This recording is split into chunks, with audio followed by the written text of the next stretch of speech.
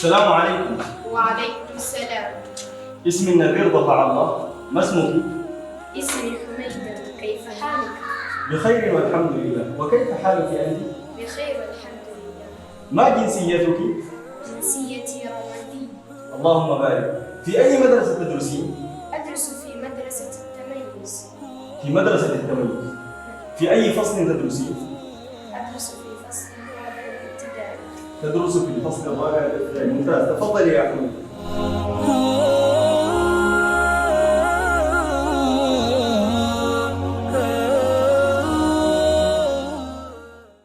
بسم الله الرحمن الرحيم. الحمد لله رب العالمين. الحمد لله ذي الجلال والإكرام مجدد الشهور بإذنه والأعوام خالق البشر من طين والأنعام. أشهد أن لا معبود بحق إلا الله العلام. وأشهد أن محمدًا عبده ورسوله أفضل الداعي إلى الإسلام وعلى آله وصحبه ومن سار على سنته ونهجه إلى يوم المقام. اعلموا عباد الله الله الله الله في أنفسنا. أوصيكم وإياي بتقواه تبارك وتعالى وراقبوه مراقبة من يعلم أنه يسمع ويرى. وتزودوا فإن خير الزاد التقوى واتقون يا أولي الألباب. قال تعالى يا أيها الذين آمنوا اتقوا الله وقولوا قولا سديدا يصلح لكم أعمالكم ويغفر لكم ذنوبكم ومن يطع الله ورسوله فقد فاز فوزا عظيما. وقال المصطفى صلى الله عليه وسلم اتق الله حيثما كنت وأتبع السيئة الحسنة تمحها وخالق الناس بخلق حسن. Abooluganda abakuŋŋaanye olwaleero ku lunaku olukulu ddala mu mwezi ogwa Shawwal gwe tulimu omwezi ogw'ebbeeyi nga twakamaliriza ku nkomerero ey'omwezi ogwa Ramadan. Oluvannyuma lw'okubeera nti Allah subhanahu wa ta'ala atusobozesezza okuyingira omwezi guno n'atusobozesa okubeera nti tukoleramu omulimu ogumu ku bikulembedde baada Ramadan okubeera nti tukuddewo omuzikiti olwaleero. Ow'ekitiibwa tutegeere ffenna abakuŋŋaanya olwaleero ti ebigambo ebisinga okubeera ebirungi era ebigambo ebisinga okubeera ebinywevu huwa kalamullah, ebigambo bya Allah subhanahu wa ta'ala ebiri mu Qur'ani ekitiibwa. Lwaki? Kubanga ebigambo ebyo tebikubagana, ebigambo ebyo la raiba fiihi, tebiriimu kubuzaabuza bonna, ebigambo bya Allah subhanahu wa ta'ala yabyogera.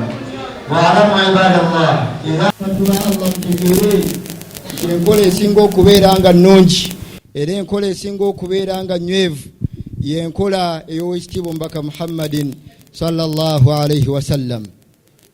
Mbalamira nga nange seereseeyo tutye Allah subhanahu wa ta'ala.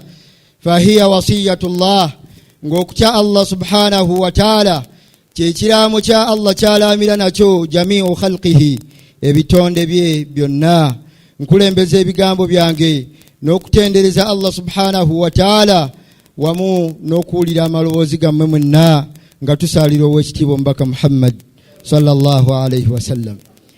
Alladhi ja'ana bilhuda wa dini alhaq, yalafuubana okulaba nti obusiraamu buno bututuukako alayhi salatu wassalam, omulama kwenjagala tutambulire. We yamala okutambula alayhi salatu wassalam n'asenguka okuva e Makka n'agenda e Madiina.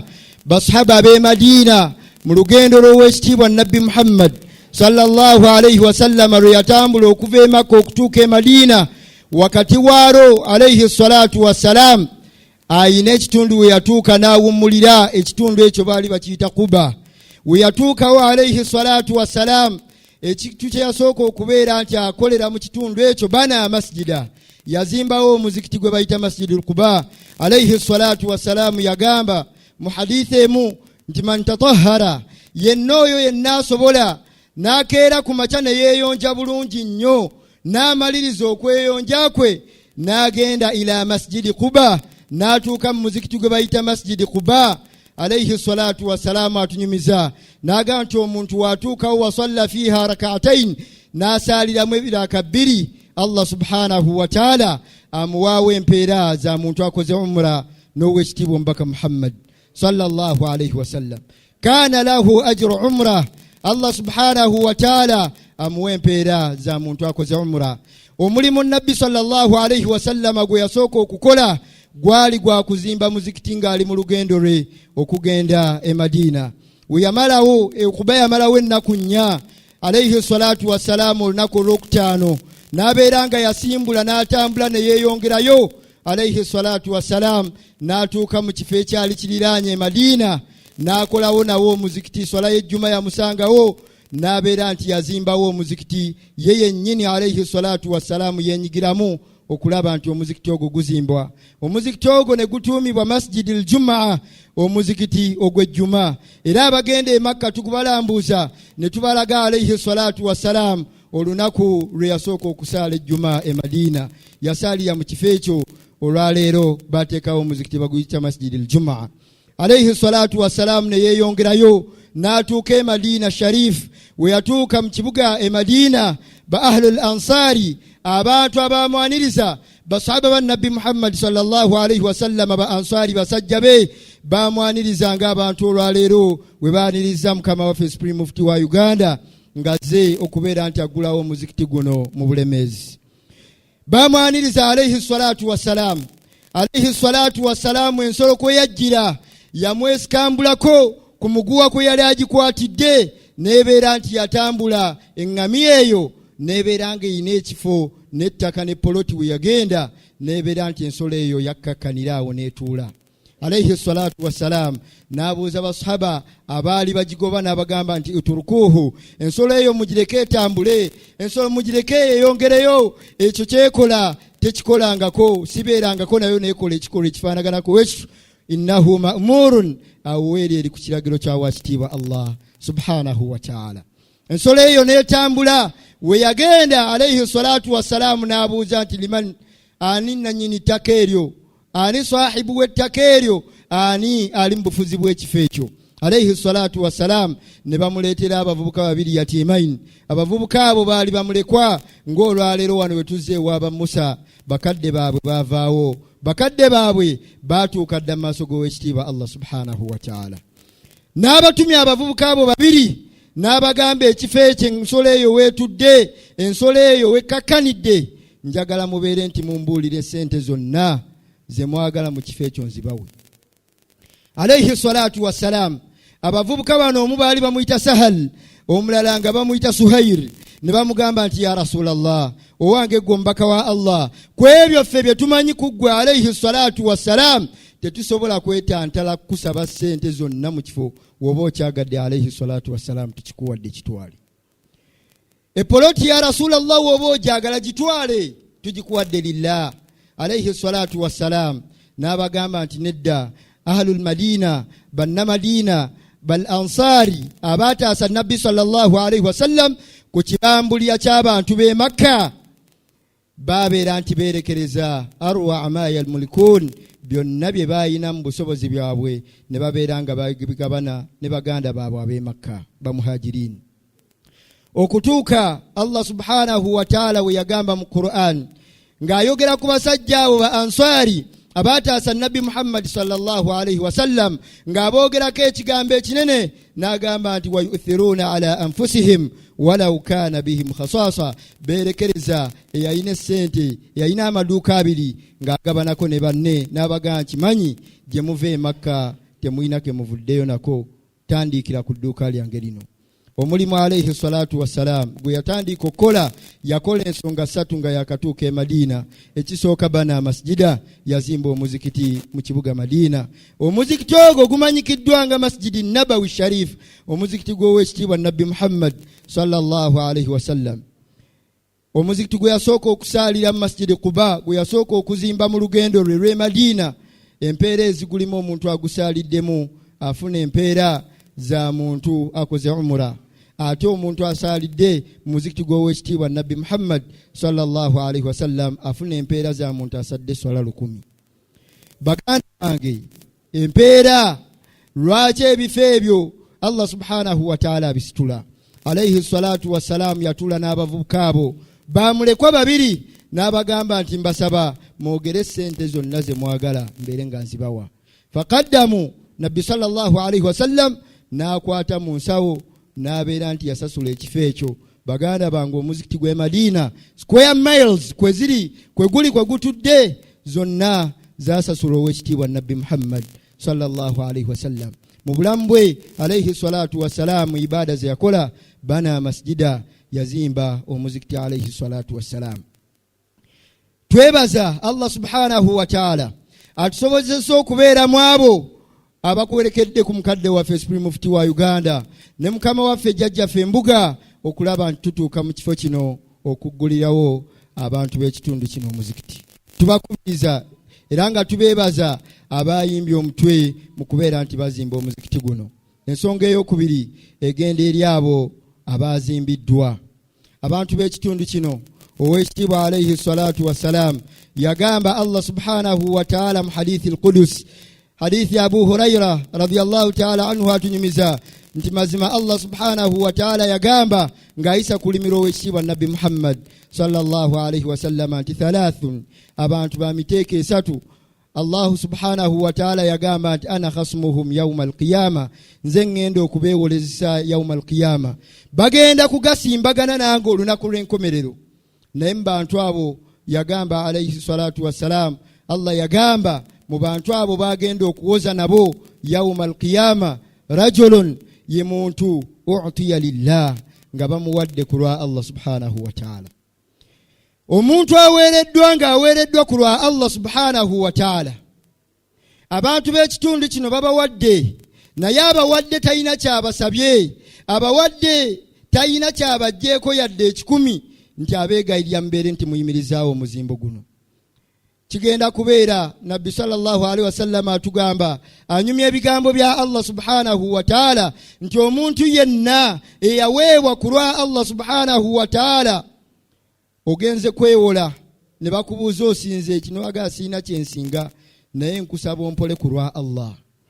Ng'omuntu nga osinzeeyo Allah subhanahu wa ta'ala okubeera nti oweebwa bakuwadde ku lwa Allah subhanahu wa ta'ala nga tewali musingo gwe bakusabye, tewaliiwo buyambi bukusabiddwa wabula n'okwata n'owaayo. Yagamba alayhi salatu wassalam nti rajulun u'tiya lillah, omusajja aweereddwa ku lwa Allah subhanahu wa ta'ala thumma ghadara, omuntu oyo n'akumpanya ekimuweereddwa.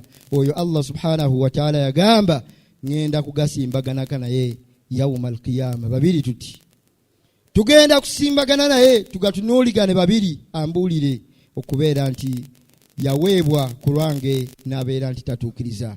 Tubakubiriza okutuukiriza okulaba nti empeera z'omuntu ono n'abantu bano ne famire eno ewaddeyo ekifo kino okubeera nti kizimbibwako omuzikiti basobole okusanga empeera zaabwe maaso ga Allah subhanahu wa ta'ala. Ekigambo ekyokusatu kigenda eri abawalimu. Abawalimu b'ekitundu kino Allah subhanahu wa ta'ala aleese omuzikiti guno. Tubakubiriza ng'abakulembeze b'Obusiraamu, Supreme Mufti abakubiriza okubeera nti musembera, okubeera nti mujja mubeere nti mwenyigira mu kusomesa abantu.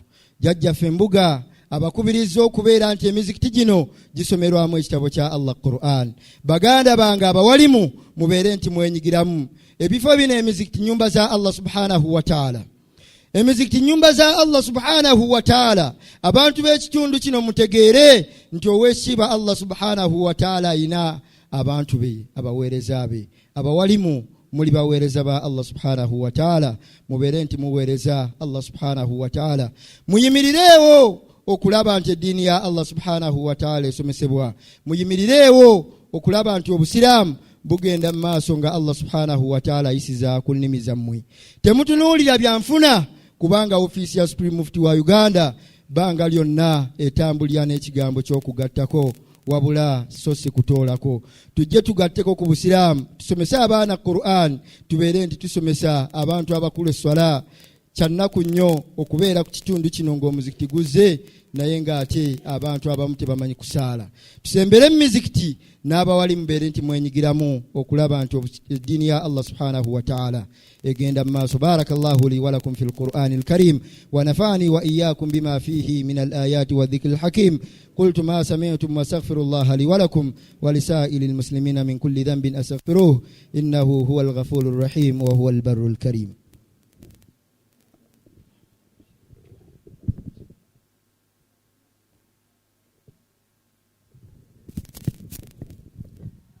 الحمد لله الذي هدانا لهذا وما كنا لنهتدي لولا أن هدانا الله والصلاة والسلام على رسول الله صلى الله عليه وسلم. Baganda bange abasiraamu abaami n'abakyala abakuŋŋaanya olwaleero mukolo guno ogw'ekitiibwa ogw'okuggulawo ennyumba y'ow'ekitiibwa Allah subhanahu wa ta'ala, bino temubyerabira wammanga. Yagamba alayhi salatu wassalam, man bana lillahi masjida, yenna azimba omuzikiti ng'aguzimbe ku lwa Allah subhanahu wa ta'ala, yagamba nti bana Allahu lahu baitan fil janna, Allah subhanahu wa ta'ala agenda kumuzimbira naye ennyumba mu jjana. Baganda bange, ejjana ya Allah subhanahu wa ta'ala yakukolerera.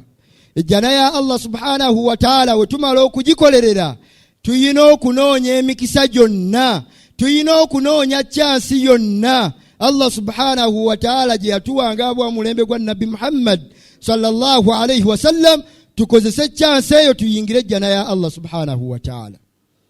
Bano abakoze kino babaze bafunye chance, bategedde akakisa ka Allah subhanahu wa ta'ala ke yateekawo golden chance okulaba nti bayitirawo okuyingira ejjana ya Allah subhanahu wa ta'ala.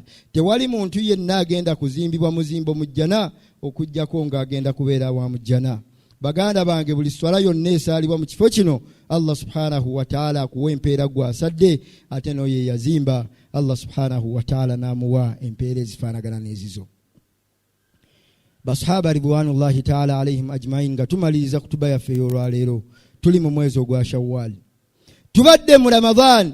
Nabbi sallallahu alayhi wasallam yajogereramu ebigambo bingi, naye mu byo basahaba bategeera ti ejjana ya Allah yakachansi.